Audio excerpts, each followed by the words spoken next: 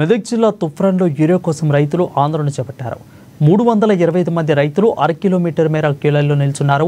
ఇక మనోహరాబాద్లో 44వ జాతీయ రహదారిపై యూరియా కోసం యూరియా ఇవ్వాలంటూ రైతులు ధర్నా నిర్వహించారు. ఇక ప్రభుత్వానికి వ్యతిరేకంగా నినాదాలు చేశారు.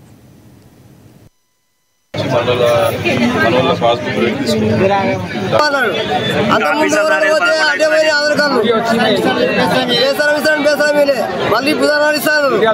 మళ్ళీ మొన్న పోయి జిరాక్స్ ఆ మేడం రాసుకుంది, నా ఫోన్ నెంబర్ తీసుకుంది. ఇక వస్తేరావు అది బుధవారం బుధవారం అంటే బుధవారం అంటే ఇక సోమవారం మంచి అంటే ఇక వచ్చినాము. ఇప్పుడు పొద్దుగాల లేవగానే వచ్చినామంటే ఇక గోధురాటే పోయినాయి. ఇక మా పని ఏంది వేసిన కర్ర వేసినట్టే ఉన్నది. అందుకని మొత్తం పోతుంది నీళ్ళు. కానీ ఎవరు ట్రాక్టర్కు 5,000 కిరాయి, ఆడలకు 4,000, మసాలకు దిక్కుమందు 2 సంవత్సరాలకు. రైతులము 8 రోజులకోలే తిరుగుతున్నాము.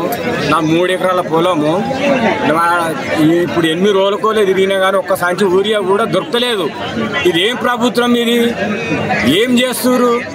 ఇండ్ల ముంగటికి వస్తారు, అప్పటికి అందరం మేమున్నాం అని చెప్తారు.